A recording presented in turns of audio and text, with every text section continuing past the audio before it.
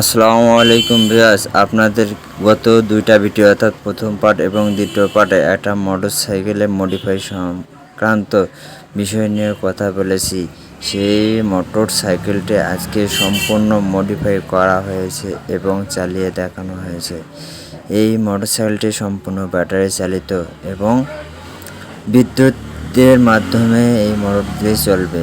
এই মোটরসাইকেলটি দেখেন হুবহু মোটরসাইকেলের মতো, কিন্তু এর ভিতরে ব্যাটারি ফিটিং করা হয়েছে এবং এই মোটরসাইকেলের যে মোটরটি, এই যে পিছনের চাকার সঙ্গে অ্যাডজাস্ট করা আছে মোটরটি, আপনারা দেখে বুঝতে পারবেন না এটা মোটরসাইকেল না চার্জার সাইকেল।